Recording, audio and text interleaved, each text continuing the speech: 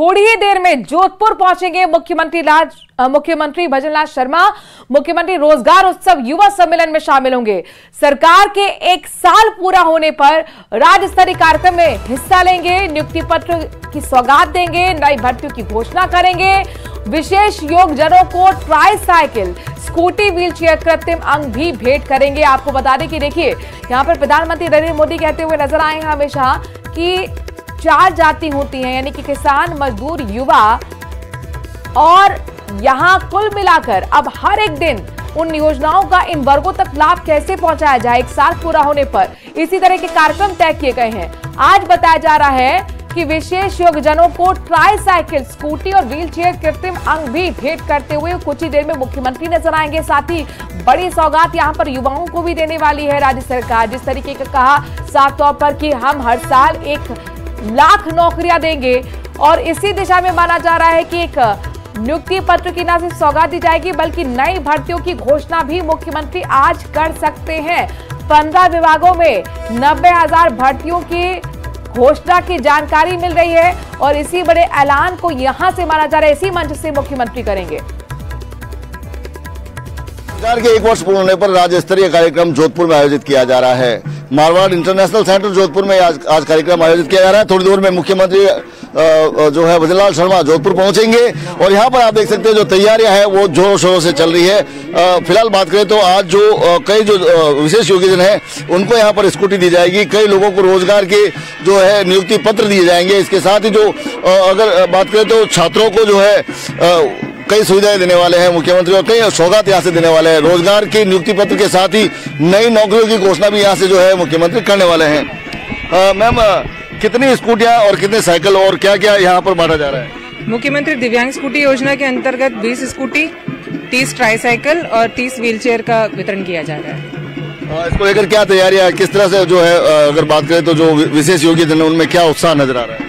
बिल्कुल, योजना के अंतर्गत ऑनलाइन बहुत से आवेदन आए थे जिनको स्क्रूटनाइज करके अभी 20 लोगों को चिन्हित किया है, और बाकी के जो हैं वो समय अनुसार वितरित कर दी जाएंगे।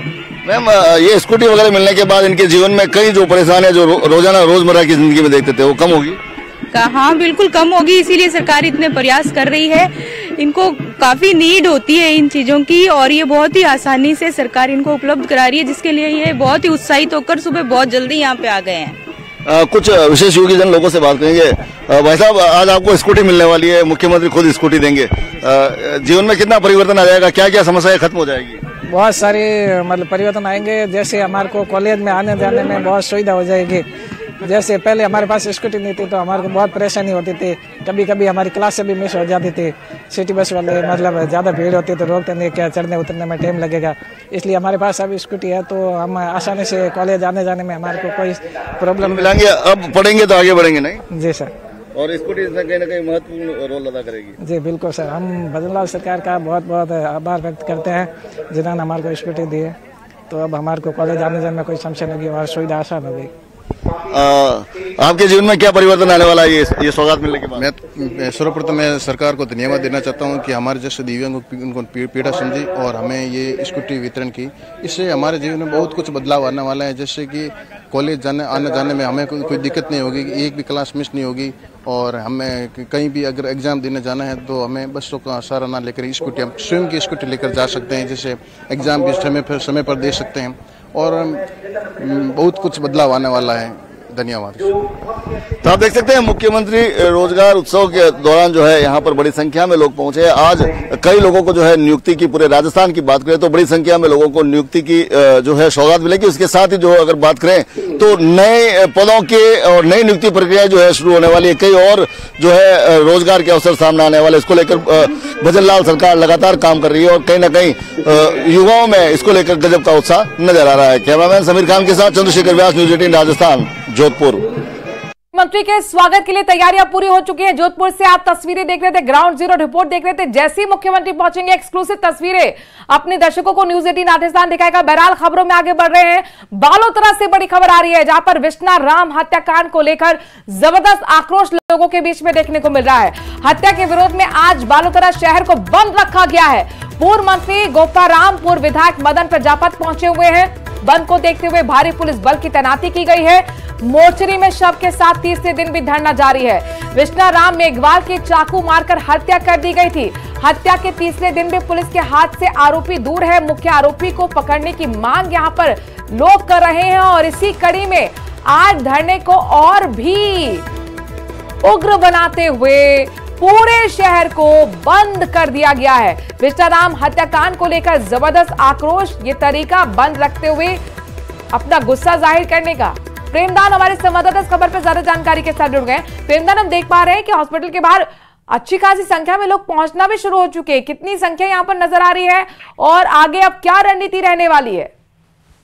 देखिए, रणनीति साफ तौर से है। इनकी जो मांगे है उसी मांगों के ऊपर ये अडिग है इनका। और आज बालोतरा को शांतिपूर्ण तरीके से बंद रखा गया है क्योंकि व्यापारी मंडल द्वारा जो है उस बंद का समर्थन किया गया। तो ऐसे में इनका जो मांग है, एक तो मुख्य जो मांग है कि आरोपी की जल्द से जल्द गिरफ्तारी हो। हालांकि तीसरा दिन है, अभी तक आरोपी की गिरफ्तारी नहीं हो पाई है। तो इसी को लेकर के लोगों में गुस्सा भी है। और इसके साथ ही साथ जो उदयपुर में घटना हुई थी, उस उदयपुर की घटना में जिस तरीके का सरकार की ओर से पैकेज जारी हुआ था, वो पैकेज की यहाँ पर भी मांग है। तो इसको लेकर के पूर्व विधायक जो है मदन प्रजापत है, पूर्व मंत्री गोपाराम मेघवाल जो है, इस सहित कई जनप्रतिनिधि भी यहाँ पर पहुंच चुके हैं और धरने स्थल पर बैठे हैं। और कुछ युवा जो है टोली जो बालोतरा शहर को बंद करवाने में लगी हुई है। जी प्रेमदान, ये बताइए कि बंद का कितना असर, दूसरा ये कि कोई क्या अधिकारी स्तर का वहां पर सरकार की तरफ से प्रतिनिधित्व करने के लिए पहुंचा हुआ है? बातचीत का सिलसिला क्या शुरू हुआ है? देखिए, बालोतरा जो विधायक है अरुण चौधरी, वो परसों ही पहुंच गए थे। परिजनों से वार्ता भी हुई थी। उसके बाद में उन्होंने मुख्यमंत्री से भी जाकर वार्ता की थी और पूरे घटनाक्रम से अवगत करवाया था। तो ऐसे में मुख्यमंत्री ने भी अधिकारियों को निर्देशित किया था कि तत्काल प्रभाव से आरोपी की जल्द से जल्द गिरफ्तारी हो। इसमें जो भी लोग संलिप्त है उन सभी की गिरफ्तारी हो। इसके साथ ही सरकार के स्तर पर भी वार्ता चल रही है। तो अब देखने वाली बात होगी कब डेडलॉक टूटता है, कब गिरफ्तारी होती है। नजर बनाए रखिएगा। ये तस्वीर आपको उस वक्त की भी दिखा रहे हैं जब देखिए 3 दिन पहले विष्णाराम की किस तरह से चाकू मारकर सरेरा हत्या कर दी गई थी। इसी को लेकर आज पूरे बालोतरा को बंद रखा गया है और धरना दे रहे हैं शहर के लोग। झुंझुनू के पिलानी कस्बे में देर रात को राजगोड़ रोड पर सड़क हादसे में 3 लोग घायल हो गए। घायलों को एम्बुलेंस की मदद से निजी अस्पताल में भर्ती कराया गया है। जानकारी के मुताबिक राजगोड़ रोड पर साबू कॉलेज के पास पिकअप और चारे से भरे ट्रक में भिड़ंत हो गई। भिड़ंत इतनी भीषण थी कि पिकअप गाड़ी बुरी तरह से क्षतिग्रस्त हो गई। पिकअप गाड़ी के पीछे का हिस्सा टूटकर 2 हिस्सों में अलग हो गया। फिलहाल हादसे की जानकारी के बाद आगे की कार्रवाई में पुलिस जुटी हुई है। हादसे का लाइव वीडियो आप देख रहे हैं जहां पर देखिए किस तरीके से 2 हिस्सों में आपको पिकअप नजर आ रही है। ट्रैक्टर अपनी रफ्तार से चलता हुआ तेज रफ्तार से पिकअप आती है। ट्रैक्टर से टकराने के बाद 2 हिस्सों में अलग अलग हो जाती है। दूसरी तस्वीर देखिए किस तरह से बुरी तरह से क्षतिग्रस्त हो चुका है पिकअप का यही हिस्सा। 3 लोग इसमें घायल हुए।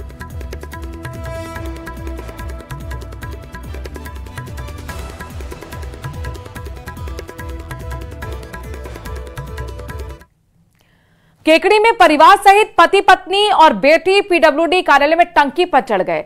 इस दौरान केकड़ी सिटी पुलिस मौके पर पहुंची, जिसके बाद पुलिस ने परिवार को समझाया। परिवार टंकी से अब नीचे उतरा। पुलिस ने मामले में उचित कार्रवाई का परिवार को आश्वासन दिया है। बता दें कि न्याय नहीं मिलने से आहत होकर परिवार टंकी पर चढ़ गया था। साथ ही पुलिस पर पैसे लेने के बावजूद कार्रवाई नहीं करने के आरोप लगाए गए। दिन ये गया, एक दिन डिप्टी साहब के पास गया, डिप्टी साहब मेरे को कहा कि तू मेरे पर कार्रवाई करूंगा और सख्त कार्रवाई करूंगा। मैंने तड़प तड़प के रोया। आज के 15 दिन पहले 3 महीने से रोया। मेरी कोई सुनाई नहीं कही। प्रशासन सुनता नहीं है। मेरी बच्ची का प्रति बयान दिलाया ATM के सामने ले जाके। मैं जिस दिन दूल्हाराम जी को गया मेरे पास, जिस दिन दूल्हाराम जी को मैं गया था वो मैंने को पता नहीं है। मेरी बच्ची बोल रही नहीं है। आज मैं नहीं कहूंगा इसी बात। तो मैंने दबाव में लेके मेरे प्रति साइन करा के और ये काम किया, गलत काम। आज मैंने हालांकि आश्वासन के बाद टंकी से पूरा परिवार उतर गया है। दरअसल यहां इस परिवार का कहना है कि हमें न्याय नहीं मिला है और पुलिस पर भी गंभीर आरोप इस परिवार ने लगाए हैं।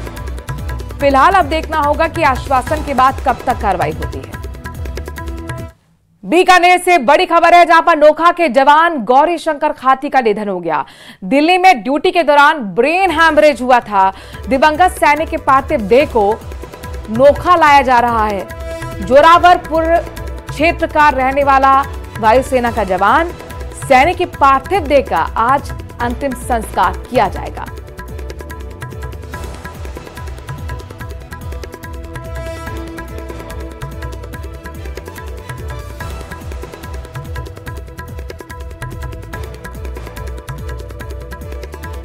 दौसा जिले में 3 दिन से बोरवेल में फंसे 5 साल के मासूम आर्यन को नहीं बचाया जा सका। आर्यन को करीब 56 घंटे बाद बुधवार रात को 11:45 पर बोरवेल से बाहर निकाला गया था। आर्यन को एडवांस लाइफ सपोर्ट सिस्टम से लैस एम्बुलेंस से हॉस्पिटल ले जाया गया, जहां उसे मृत घोषित कर दिया गया। एनडीआरएफ की टीम ने अम्ब्रेला और रिंग उपकरण के साथ रस्सी बांधी हुई रॉड को एक साथ हिलाना शुरू किया, जिसमें बच्चे के फंसते ही उसे बाहर निकाल लिया गया था। कालीखाड़ गांव में बोरवेल के बाहर आने के दौरान आर्यन बेहोशी की हालत में था। 3 दिन से भूखा प्यासा था।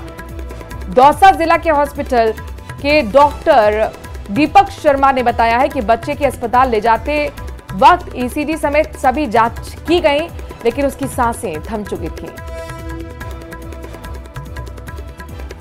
मां का बुरा है हाल, रो रो कर बदहवास सी मां है, तबीयत भी बिगड़ गई है। पूरे गांव में मातम पसरा हुआ है, क्योंकि पिछले 3 दिन से आर्यन को बचाने के लिए न सिर्फ यहां पर एक बड़ी मुहिम चलाई जा रही थी, बल्कि दुआओं का दौर भी चल रहा था। मां को उम्मीद थी कि शायद उसका बच्चा सकुशल बाहर आ जाएगा, लेकिन 56 घंटे बहुत होते हैं किसी भी बच्चे के लिए। 150 फीट गहरी खाई में गिरे बोरवेल से निकाला तो गया बाहर। अभी खोला था साहब उसको, 2-5 दिन से पहले आए थे, 12 मास से कमा के के बाद वहाँ खोला था। जिसको ऊपर थोड़ा फंड डाल के वैसे कर रखा था काम चलाने के लिए, वैसे थोड़ा अच्छी तरह से नहीं डाप रखे, थोड़ा पड़क रखा था उसको ऊपर। अब आपसे ये गलती हुई है तो आप और लोगों से भी ये कहो कि भाई इस तरह बोरवेल, हाँ वैसे करना चाहिए सब, कोई भी भाई है जिससे पहले सभी लोगों से कहो हाँ। जो बोरवेल सभी कोई बोले भैया कि जो कोई भी जानबूझ के काम नहीं करना चाहिए, जल्दी से जल्दी इस काम को करना चाहिए। थे जो अब अपील कर रहे हैं कि कोई भी बोरवेल को खुला ना छोड़े, क्योंकि उनका परिवार ही इस हादसे का शिकार हो गया, अपना बेटा उन्होंने खो दिया है। हालांकि पहला मामला नहीं है, किस तरीके से लगातार 5 महीने के अंदर 4 मामले सामने आए हैं, ये भी आपको तस्वीर पे हम दिखा रहे हैं ग्राफिक्स के जरिए। 8 अगस्त को 45 साल का किसान बोरवेल में गिरा, उसकी मौत हुई। 9 दिसंबर को, जिसका हम जिक्र लगातार कर रहे हैं, आर्यन 150 फीट गहरे बोरवेल में गिरा, उसकी भी मौत हुई। 25 अक्टूबर ठीक उससे पहले ही बोरवेल में किसान गिरा था, उसकी भी मौत हुई थी। 18 सितंबर में 2 साल की नीरू बच्ची गिरी थी 600 फीट गहरे बोरवेल में, हालांकि उससे बचा लिया गया था। अब 5 महीने में जो 4 बोरवेल के हादसे हुए हैं, उसमें सिर्फ एक ही रेस्क्यू ऑपरेशन सुखद अंजाम तक पहुंच पाया। ऐसा पहली बार नहीं है कि दौसा में इस तरीके के हादसे सिर्फ हाल ही में घटे हों, बल्कि आप देखिए 12 साल पहले भी अंकित बोरवेल में गिरा, उसकी मौत हुई थी। 10 साल पहले भी एक मासूम ज्योति गिरी थी, हालांकि रेस्क्यू टीम ने उसे बचा लिया था। 15 साल पहले भी गांव में एक मासूम अंजू गिरी थी, उसे भी सकुशल बचा लिया गया था। दरअसल दौसा में लगातार इस तरीके के हादसे इसलिए भी बढ़ रहे हैं क्योंकि यहाँ पर पानी का स्तर बहुत ज्यादा नीचे है, और उसको पानी का इस्तेमाल करने के लिए लोग बोरवेल खोद तो लेते हैं, लेकिन कहीं ना कहीं लापरवाही उसे ना ढकने की होती है, और यही वजह है कि इस तरीके के हादसे हो रहे हैं। अगले